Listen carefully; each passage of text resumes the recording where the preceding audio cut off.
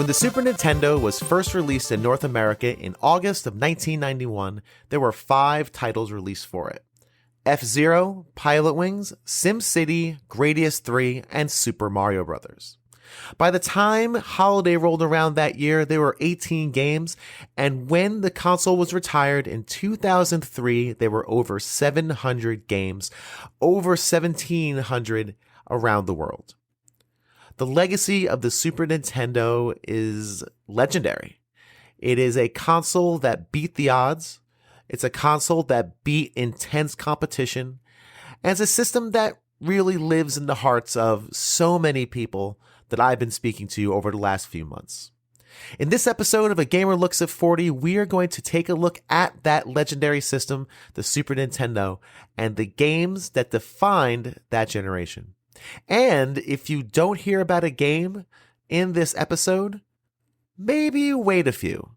We still have a lot more to talk about this one-of-a-kind console. So, like I said last time, let's grab a game, plonk it into the system, engage the chunky power button, and grab that beautiful, beautiful controller, because we're diving into the games that made us on the Super Nintendo. And now today's traffic report from Super Mario Kart. It's a real race out there today, folks. People are driving like animals. The turnpike split in two, and a turtle shell is making travel impossible for one motorist. Over on the freeway, it's bumper to bumper, door to door, wheel to wheel, you name it. And check your rear view. Some blockheads are causing major delays. There's already been one accident there. And watch out over on I-94. A banana peel is making things a little slippery. And that's traffic. With 2-player split-screen action, you've never been in a race like this. Super Mario Kart, only for the Super Nintendo Entertainment System. No wonder the best play here. We start with Blue Williams and her recollections of a legendary racing game that back in the day was pretty amazing, and now I don't know how people even play it. It's nigh impossible. Let's listen in. You also mentioned Mario Kart. Now, when I was a kid, I never owned Mario Kart. I never played it. I never was exposed to it. I think I might have played it once at a cousin's house, maybe. First time I played Mario Kart was when it came on the Switch. The first time I really tried to play it. So I started my Mario Kart journey with 64. How did anybody play Mario Kart back in ye olden days? Because I get wrecked on the regular. It is really, really challenging to play with that faux 3D style. I can never get my brain around it. I will give you that. I definitely, this past year, my sister came to town to visit.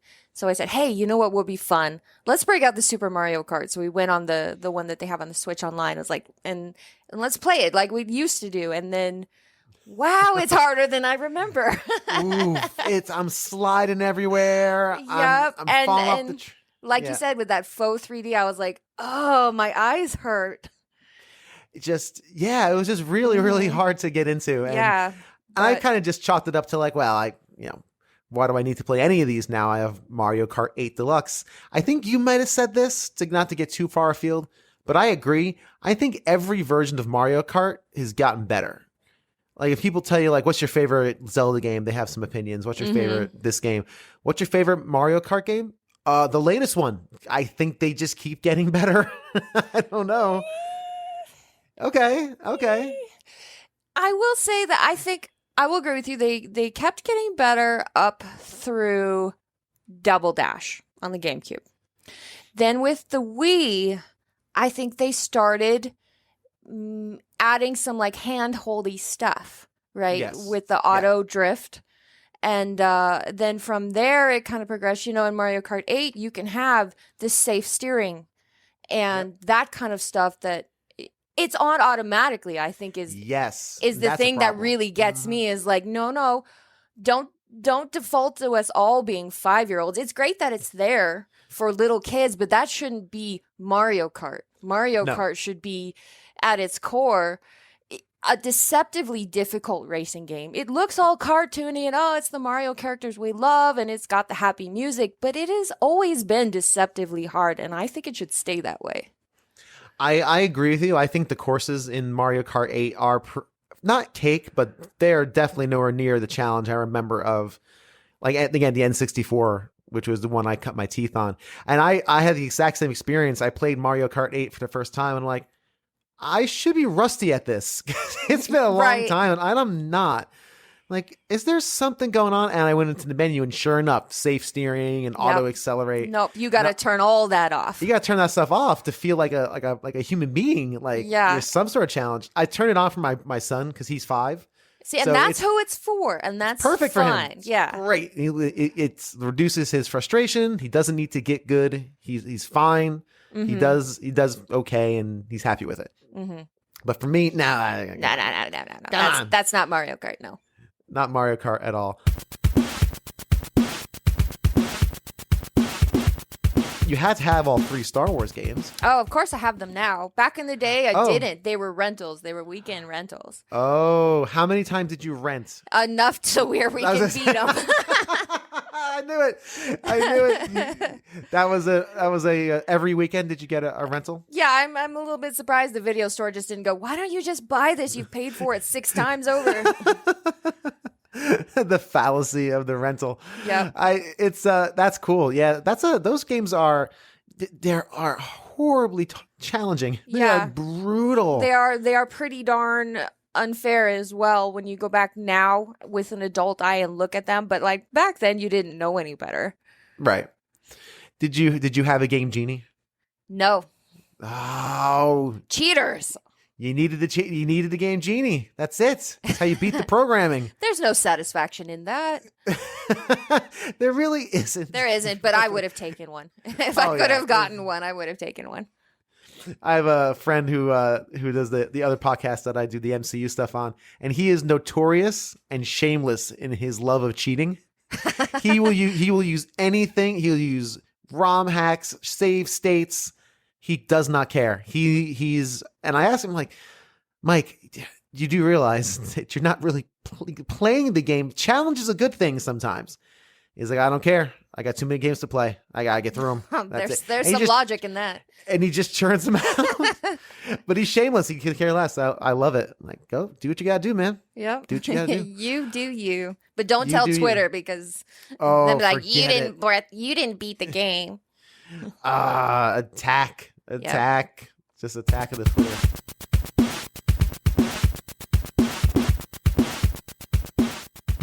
Next up, Greg from the Level Zero podcast shares his memories of Mario Kart. The other game that I played on Super Nintendo was quite a bit, again, going back to brothers playing multiplayer, is definitely Super Mario Kart. Oh, sure. We got into that definitely before the N64 rolled along with Mario Kart 64, which obviously changed the game, but we played it before that. And I just remember, the thing I remember most about that game is how they couldn't really figure out 3D graphics yet. No, they didn't. They did their darndest, and sure did. And it was definitely different from the other kind of racing sim style games at the time. But like, I just remember very clearly, like the boundaries were flat, a flat square. I can jump. I should be able to jump over this flat square, but no, that is the boundary. And that doesn't make any sense. Yeah, that's weird, isn't it? That is weird. They could not figure out how to make a wall and then let you see the other side of the wall if you drove around it. So instead, it was just a square on the ground. Right. And that was something weird, especially that like ghost haunted house level where you like run into the little square and then it fell off and you could fall off the edge. Like, it's just bizarre. It's interesting. I never played the first Super Mario Kart. Really? I had cousins who had it, so I played like once or twice. Uh-huh. So I started with Mario Kart 64, which of course is a whole different thing. It's a sea change between that and that. But I tried to play Mario Kart on the Switch just for a laugh. It is impossible. Like, how did anyone play this game back in 93 or 94, whenever it came out? Yeah. How did anybody ever possibly? I don't know. I could not wrap my brain around it. It's a good question. And the music is kind of like janky. Like it's a little bit catchy, but it also, part of it feels like it doesn't fit. So like the whole experience is just kind of weird. It's extremely strange. It's a very strange experience. And the computers, like when you're playing the race mode, like they're really good. And it's just like, oh yeah, I can't go faster than them, and I don't understand why.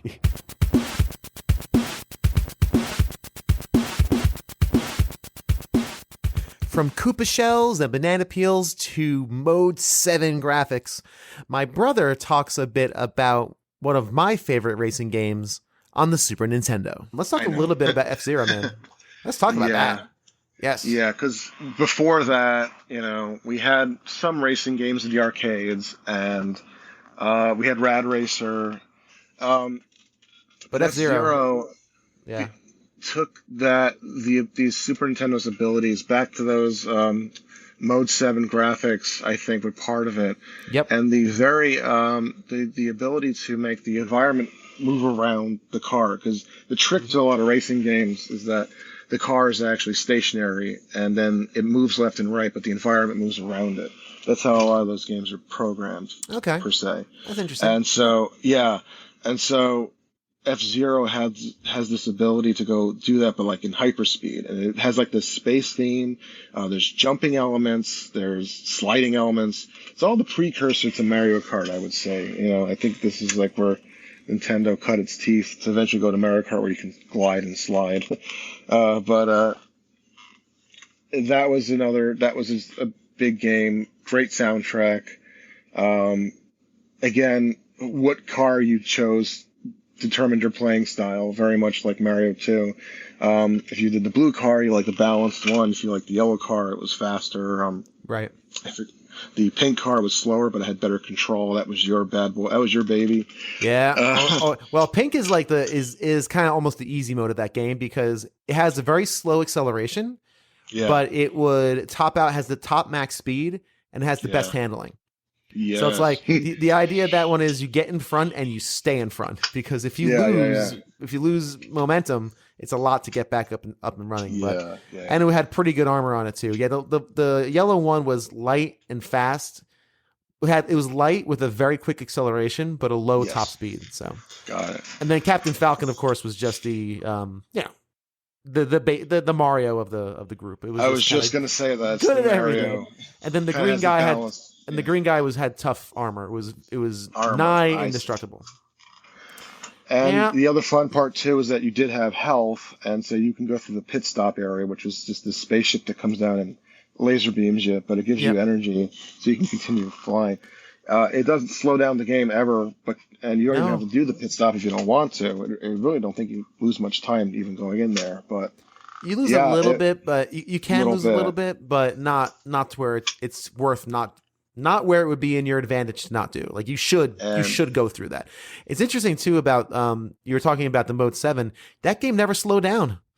And Mode 7 was always kind of criticized because the pixels that took advantage of it, or the graphics that took advantage of it, were ugly.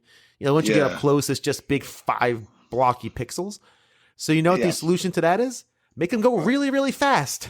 You don't notice it. Hey, don't worry about it. Yeah, go super, super fast. My son, we kind of went through like some of the games on it was a while back. We're looking through the Wii games, and he saw F-Zero, and he's like, "What's that game? What's that game?" And points to F-Zero. I'm like, "Oh, F-Zero, it's a racing game. Can I play it?" I go, "No, you cannot. Why? It's really hard, Will. Really freaking hard. Like Mario Kart." That's what I was gonna say. With the later episodes, some of those turns and jumps you have to master are legendary. It's very, very hard. It's nuts. I'm like, William, you do realize in Mario Kart 8, I turn on all the easy stuff for you, like the easy steering, the easy acceleration, because you're 5. You don't need to get good.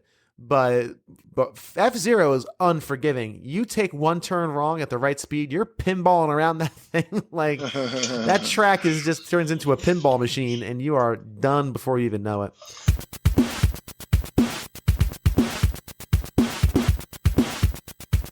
Turtles in Time, such a classic. I mean, it's one of the greatest beat 'em ups.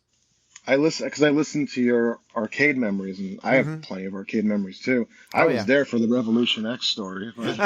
Were you there? Yeah, I remember that guy throwing quarters at you. I remember walking up and you going, "I'm out," and he just like dumped a bunch of quarters onto the flat part of the cabinet where they're between the two guns. And I went, "What the heck?" And I just walked away. I was like, "I don't know what's going on." I guess we're going to be here a while. I was going to be there a while. That's exactly right. That's funny. Yeah. But like to have a beat 'em up game in the style of, which was also like the Turtles in Time was also an arcade cabinet.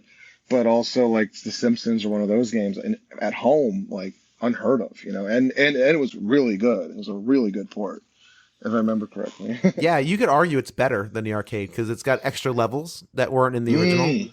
Oh, that's right. Yep. A lot of those levels are not there. So you could make that argument, but it's a classic because I was talking about Turtles in Time yesterday or few days ago with another guest, and we were talking about how it's extremely balanced. It's a very balanced fighter. Like a lot of beat 'em ups of that era were designed to take your money. That's all they really. Let's be honest. Final Fight. Oh, sure. It's take your money. Specific difficulty to make you lose enough amount of times. It's like a math problem, and right. Yeah. And eventually, you either keep putting quarters in. Like I'm sure there are a few heroes out there who've beaten it on like one plunk of quarters, but they're very rare. It's very rare. Rare people for sure. So it's definitely it's definitely a just beautifully balanced game. Lots of variety. There's just enough moves that are just easy enough to do, but hard enough where you feel like you're really taking on a challenge. Yeah. It's just an awesome game.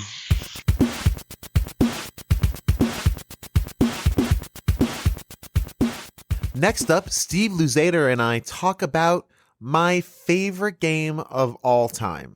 And if you know me, you know what this is. Let's listen in. Or I had Mega Man X 1 and 2, and X is still just an absolutely phenomenal game, even to this day. Amazing. Same thing. Crisp, clean, good graphics, executed gameplay, amazing soundtrack, and that was a stalwart of a lot of the really great SNES titles. Yeah, X is my favorite game of all time, and actually, it very recently supplanted Super Metroid. And Mega Man X is just pure. It's pure platforming perfection. I mean, I won't argue that at all. It's just so beautifully tuned and balanced. That game is just so beautifully balanced. It's such a blast in your hands, and everything else. The music's phenomenal. The gameplay is great, but God, it just feels so good in your hands. Just blowing through Mega Man X. It really does. Yeah, even better, I would say X2, and I like X2 a lot. But for some reason that original, they just got it right. It's like you're absolutely right there. It's like they baked the perfect thing of bread, the perfect loaf of bread. They made it perfect, and they never quite got it as perfect, but they had that one perfect loaf, and that was Mega Man X. I just compared an amazing video game to bread. That's just what I did. See, this is the quality host you're going to get on this program. Sports games, Super FX, and worms. All after the break.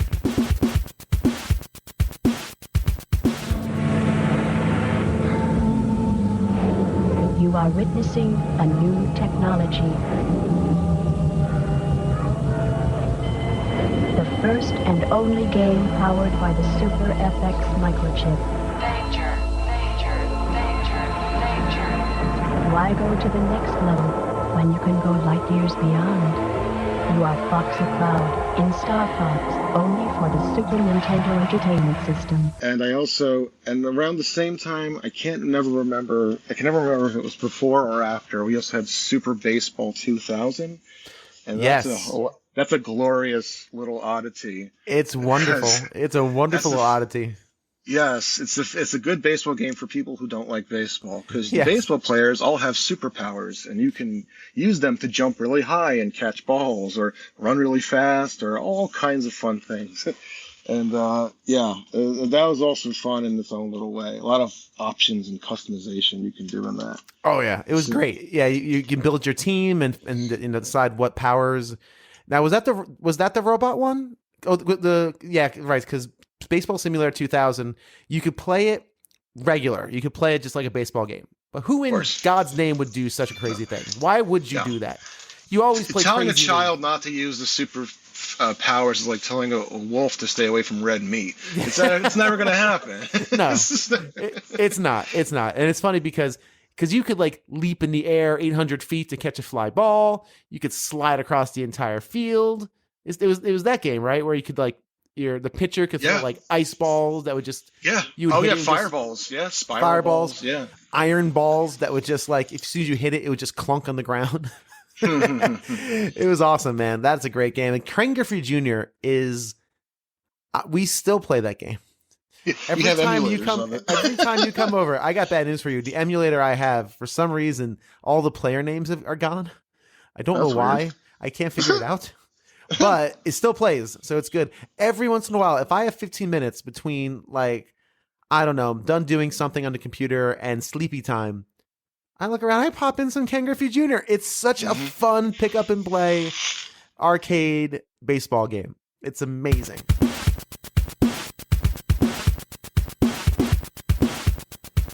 Let's check in with Greg as we talk about sports games on the SNES.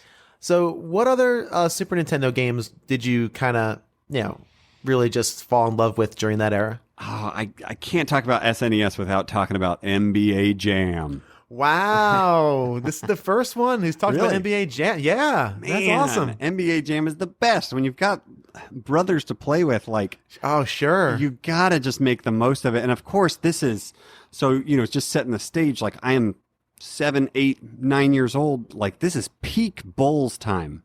Sure. Right? I mean, I grew up in Oklahoma. We didn't have any kind of alliance to any, and this was before the, Oklahoma City Thunder, like before any kind of alliance with Oklahoma. So like, if you're a kid in the 90s, you're rooting for Michael Jordan. Yeah. And you might as well root for his team too. And so the opportunity, and like, I wasn't the most athletic kid. I played some soccer, but when NBA Jam was out, it was like, I can be the Bulls. I'm going to be the Bulls. And I don't even care that Michael Jordan's not in this game.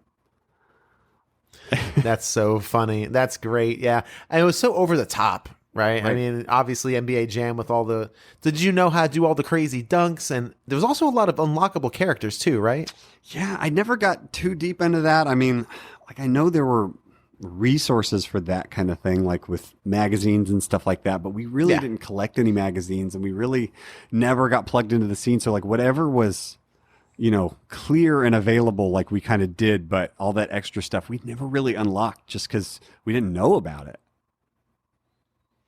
Yeah, it's interesting. I never really played NBA Jam. I played the NHL version, NHL Hits, I think it was, which was the hockey version, because I'm a hockey guy. Yeah. But NBA Jam was a classic. It was everywhere. It was a good port too. I mean, and I honestly don't think I ever played it in the arcade. Like, I didn't know that it was an arcade game. I just knew that it was this fun game that I could play on the Super Nintendo. And that's fun because you played it with your brothers, right? Right. Yeah. I mean, it was definitely competitive, but still in a way that was fun, because it just feels like a game that's like, sure, it's competitive, but like, this is just silly. Yeah. And I love sports games like that, even now, like, or a little bit further, but they've kind of seemed to drop off. But like NFL Blitz, oh yeah. Yep. Give me that arcade style sports game. That's what I want to play. Yeah, you're not really too into the sim kind of side of it, where most modern games are going to that side of the world, which is kind of more that simmy kind of experience. Yeah, no, I'd agree with that. You're more like, well, the new NHL game has an NHL 94 mode, so you can always play NHL 94 in the latest version of NHL whatever 2021. Yeah, I mean, I can't. Yeah, I've never gotten into a sports game. The more realistic they got, the more I fell out of them, for sure. Same, completely the same. I hit a limit. When my limit was when I had to start tracking like my players, contracts and the salary cap, and I was like, oh, I don't know. I'm not a statistician. Yeah, I can forget that. I don't know. I don't want to do that. I don't follow sports close enough to really know like what's going on there, for sure. Yeah, I mean, as much as I love hockey and I do find this stuff interesting, it's like I don't want to do it. It's totally, I don't want to like make trades and like, no, I don't want to be a GM. So yeah, I'd rather just play the game.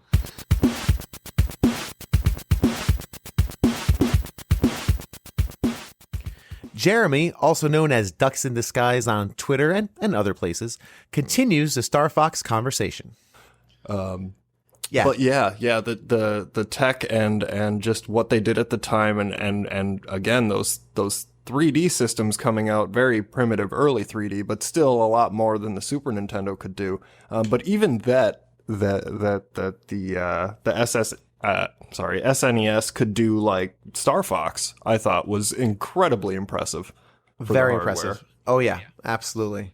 It's funny looking back on Star Fox. It was my thoughts always. How did we play a space fighting game in 10 frames per second? But man, we did, and it was awesome. It was great, and we loved it, and it's still very impressive. Star Fox is a good comparison for sure.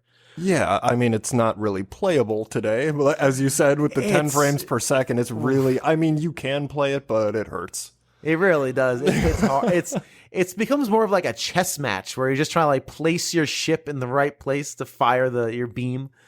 It's not necessarily thrilling as it's like, I don't know, slow paced and just meditative. It's a meditative sort of flight simulator space shooter experience. Yeah, it's really close to like an RTS in space because you have to account for the lag and like, it really, man, yeah, that's really funny.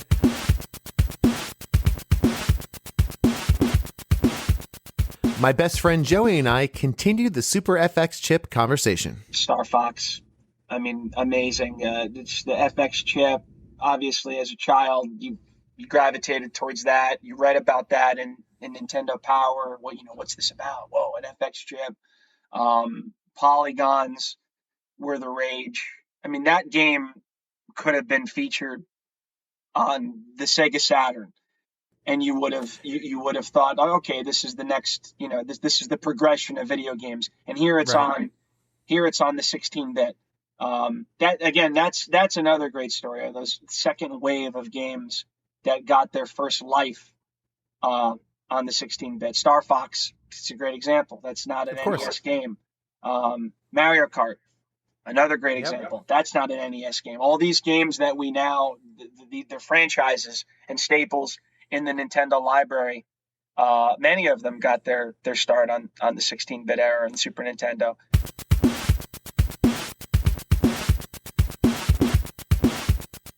Trevor from the New Dad Gaming podcast shares some of his memories of one of the weirder titles in the Super Nintendo library. Let's listen in. Earthworm Jim.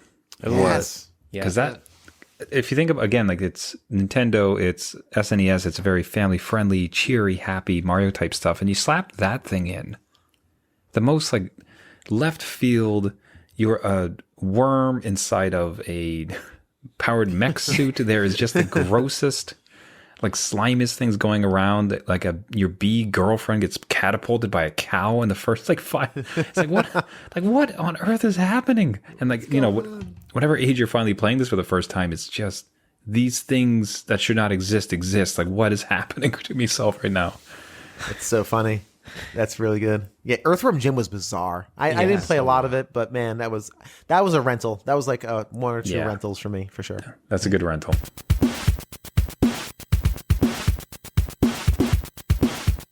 You think Earthworm Jim is weird? Keep it here. More oddities from the SNES catalog coming up after the break.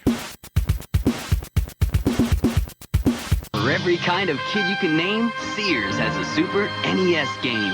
With 16-bit graphics, it's the new exciting one. Comes with Super Mario World for kids who love fun. For all those kids who love to fly, Pilot Wings is what to buy. F-Zero for kids who love to race, and hover out there up in space.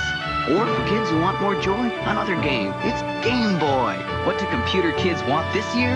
For the game Nintendo, you can count on Sears. Hurry. What other games did you have on your I almost said like illicitly acquired, sneakily acquired Super Nintendo, but it was a gambit that worked. I'm going to laugh about that for a while. Risk reward. That's all it is, people. Hey, you take a chance, right? What was the worst that was going to happen? Your dad get upset?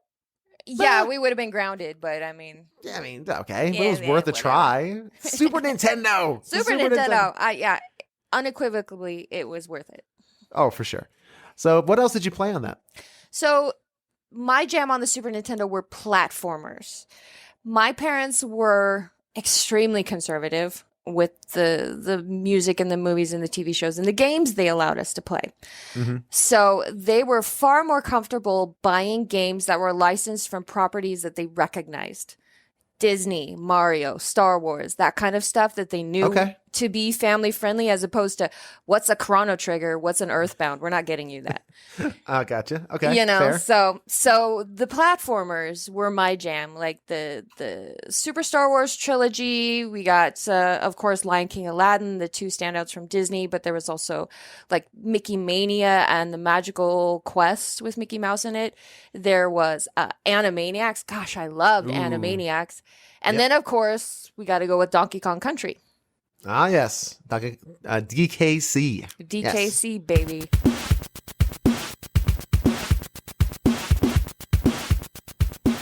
Notice how we stopped at Donkey Kong Country?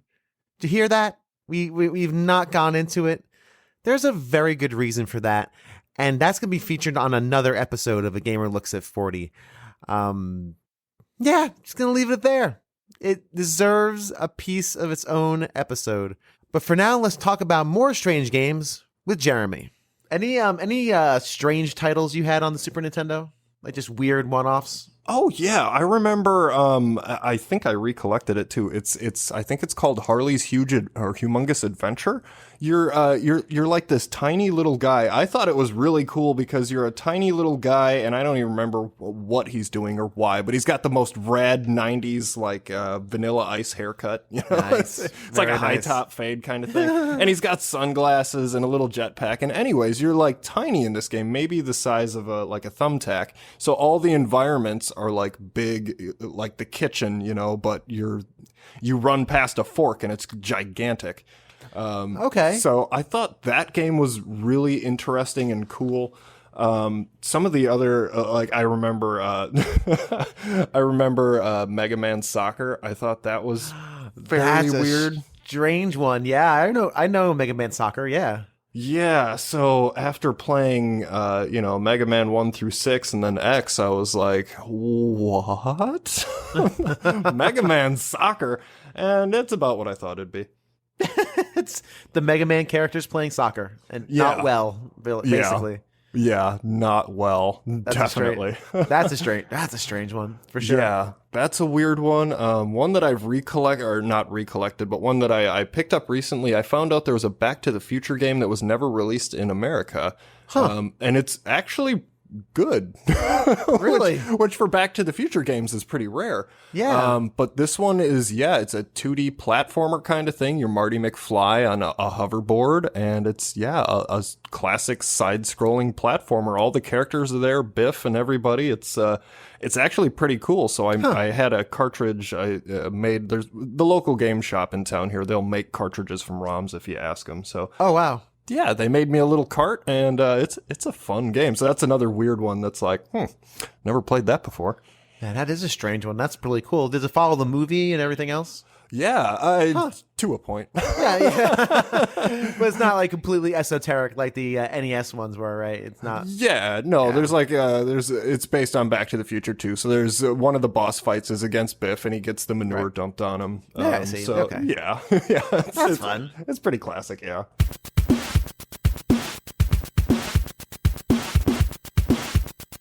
Do you have any weird games that you're talking about properties? I'm sure you might have ended up with some kind of strange ones that, maybe some of those weird license ones. Like, Aladdin isn't weird. That's actually a pretty good game.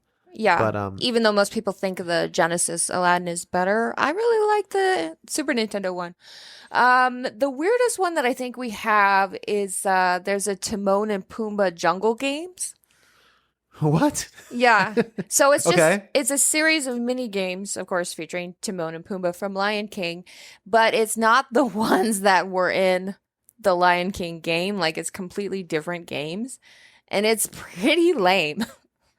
I can't imagine this being good. No, it's not good. No. And in the regular Lion King, we really liked the mini games, especially the one where you played as Pumbaa, and Timon would drop the bugs, and the speed would increase faster and faster and faster, and you just go until you missed a bug. Oh. And that was one of the mini games you could play between the levels in the Lion King game. And so I think we got the Timon and Pumbaa Jungle Games hoping that game would be on there, because we used to play the Lion King game and just we'd race through the first level, and then after the first level you get to play that mini game, and then we'd reset it and do it again so we could just play the mini game. That's cool. Oh, that's funny. So you couldn't choose it. That was kind of like what the order was. Yeah, that was the only way to see. get to it. So. Oh, that's funny. But it's not on Timon and Pumbaa Jungle Games, so it's like, well, that was a waste. Yeah, that was a rental again. Well, we should have rented it. Dang it! Should have rented that one. That's a weekend and held on to Super Star Wars. Yeah. Oh well. Yeah, I had a few weird ones. My aunts. I think I mentioned this last time we were talking, but my aunt was notorious for getting us weird games. And my parents, your parents were very conservative, and they were really very careful about what you watched and ingested as far as media goes. My parents were not as much, so I was watching. That's probably why your mind is corrupted and you don't like Donkey Kong Country. That's right. I can't enjoy anything pure and good. I can only. Yeah. I was watching lots of Ren and Stimpy. Ren and Stimpy. Mm-hmm. Oh boy. No, so I had to go to a friend's house to watch Ren and Stimpy. Yes, I had the Ren and Stimpy game, so someone bought me a Ren and Stimpy game. Nice. Those games are not good. They are kind of like Ren and Stimpy, but boy, are those just talk about floaty jumping. Oh boy. Yeah. Platforming is not as easy as some developers think it is. I just slap it together. The kids will love it. Who cares? Yeah, you hit the A button, it goes up. That's the end of it. Yeah. Or B or whatever it is. But yeah, no, those are pretty horrendous games. I had Tasmania. Oh, I remember that one. Do you remember the Super Nintendo Tasmania? I do remember. We played that. I don't know if we owned it, but I do remember it. Somehow that ended up in my under the tree one year. And Tiny Toons. There was a Tiny Toons one where you had to jump around as Buster Bunny and collect the carrots. I do remember that one. I never played it. Mm-hmm. That was not on my shelf. But the Tasmania, that was for those who've never played it. It's actually a pretty ingenious game. If you ever have a friend who is like blast processing, you're like, hey, check this out. This thing's pretty damn fast. You play as the Tasmanian Devil from Looney Tunes, and the idea is that you walk forward. It's almost like an endless runner, actually, if you think about it. Mm-hmm. And you're walking forward, and the idea is you have to eat kiwis along the way, and then there's hazards, and there's like some sort of marsupials coming after you in cars, and it's very chaotic, but you can fly fast because you have a certain amount of spin meter from, and you can fly real fast and fly through things, and it was really cool. Think of like a Rad Racer, only you play as the Tasmanian Devil and eat kiwis. I don't remember kiwi genocide. I don't remember him eating kiwis in the cartoons. I don't think so, but I think there was like a Tasmania cartoon though, like a separate show. This is all coming back to me in waves like a fever dream. Kind of. Wasn't there like child Tasmanian devils that were like pastel colors? Yes. I think. Okay. Yes. I'm gonna cut this out. This is all nonsense, and this is all just again a fever dream. If they know, they know. Exactly. Recollections are hazy. Yeah. But I'll have to look it up. Like Tasmania show, multicolored baby Tasmanians. I'm 90% sure they were multicolored little children Tasmanians.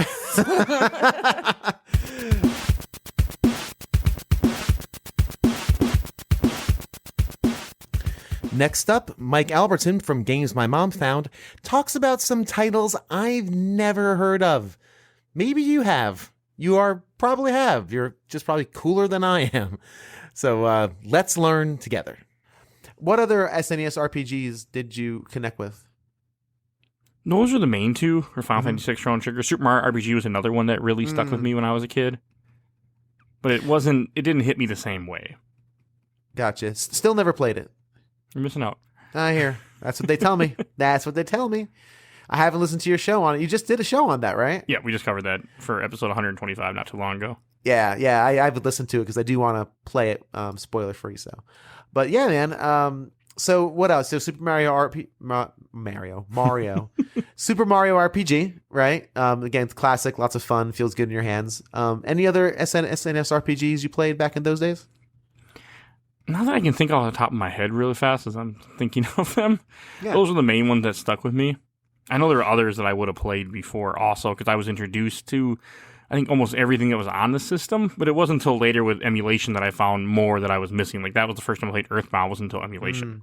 Yeah. Well, what about stuff you've played recently? Like, post being a kid? Because being a kid's harder because you only have so many games. right? You only have 2 games a year if you're lucky. So what else have you played from that era, even since then, that really sticks with you?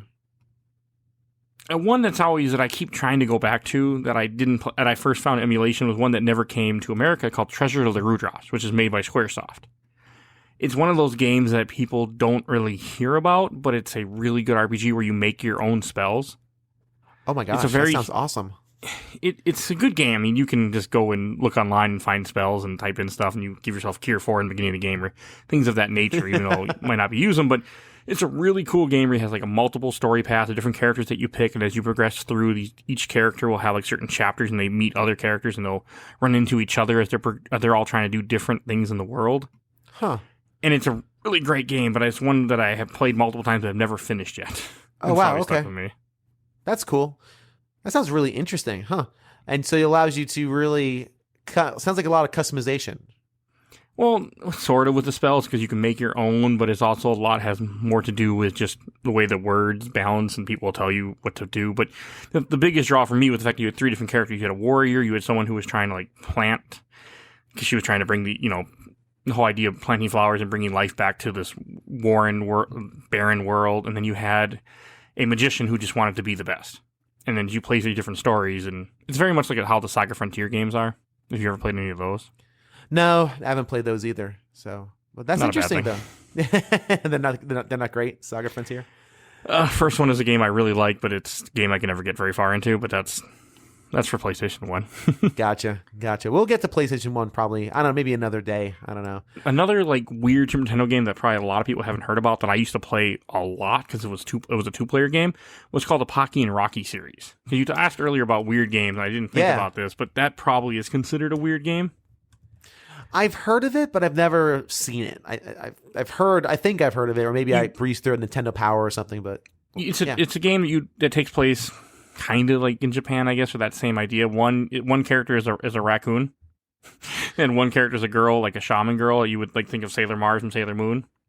Gotcha. And it's not really a beat 'em up, just like a shooter where you run around, and you fight enemies, and shoot them with tons of projectiles, and then they transform. And it's a really cool little game. Neat. It's an odd one though. Same with Legend of Mystical Ninja, which is part of the Goemon series. It's probably another weird game that I had as a kid that I hopefully still have. When you asked about weird games, that is a 2-player one that I had because I could play with my dad all the time. I've heard of that one, Legend of Mystical Ninja, for sure. That one I definitely have. Yeah, I might have to look that one up and pop it in.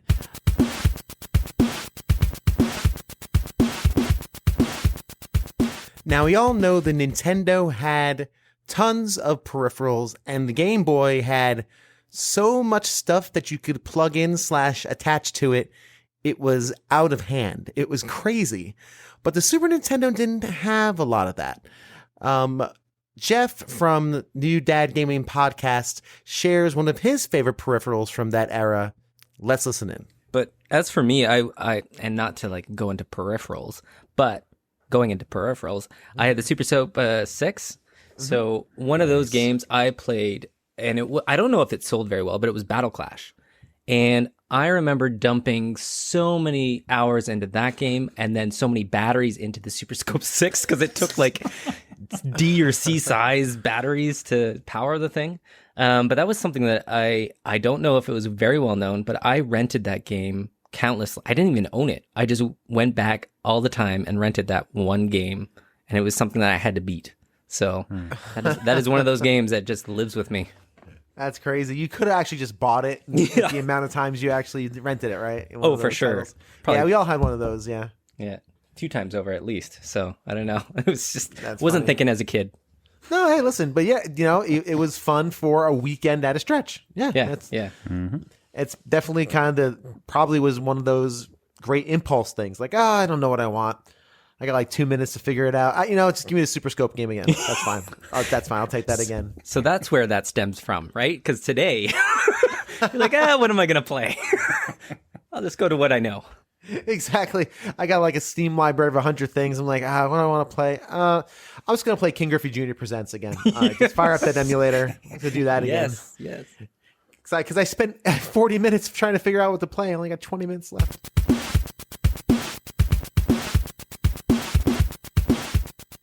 So you think you were cool with your Mike Tyson's Punch-Out and Riddick Bowe boxing? Ryan from RGB High Score has the professional athlete license product game for you. Let's listen in. When did you actually get your SNES? So it had to be that Christmas because I remember just talking about it. So it's probably 93 is when we picked it up. So gotcha. So pretty early on when the SNES, probably that first Christmas then. Okay. Yeah, because I think it came out in 91 and then you're right, 91. I'm thinking of so it's a couple Christmases down. Yeah. That's pretty, I think, when everybody kind of, I think it's when I got mine as well, like 92, 93. Very cool. What games did you get with it? So obviously Mario World. Right. Super Punch-Out, which was a huge one for us. Wow. Yeah. And then there's one game that everyone pans left and right, and I absolutely love this game, and it's called Bill Lambier's Combat Basketball. Oh, for the love of everything. Bill Lambier's Combat I've actually played Bill Lambier's Combat Basketball. It's fun. I played it for literally a half an hour. Like I didn't invest much time in it, to be perfectly honest. But I'm gonna stumble in my brain now. I was working on a never to be released, which may one day be released. It was a tournament for SNES holiday library. And it was basically like a tournament style, which game was best. And I played Bill Lambier's because that was actually a game that was available for holiday of 91. So when it was first released, that was when the game was available for holiday, Bill Lambier. So I played it. I'm like, I don't know. I don't like this game. I read a thing on it and it said, the one review said, this would be an amazing 2600 game. Because you just really need one button, right, and a stick. And I thought that was really, really apt. So, what about Bill Lambier's Combat Basketball attracted you? So it was one of those games where your parents got you one, and all you had was a collection of 5 games. So you had to play what you had. And my brother actually was the one who kind of got me into that game because he just basically decided that he was just going to go for it. So he ended up playing the game day and night, getting really, really good at it, and getting to the point in which he was able to get, if I remember right, you can purchase 5 Bill Lambiers to play on your team. So it's like the ultimate player. Right? Is he? I assume he is. Yes, he is the ultimate player. Is he? Is he the pretty best? much? Yeah. I So, love when games do that. Ken Griffey Jr. Same thing. Ken Griffey Jr. presents Major League Baseball. He's the best player. Of course it is. It's his name on the thing. Sorry. Go ahead about the. So you got the 5 Lambiers. You got the 5 Lambiers, and we played it all the time. It was you had to learn to love it because that's all you had. That's all you had. There is going to be an entire series on this podcast of games our ants found.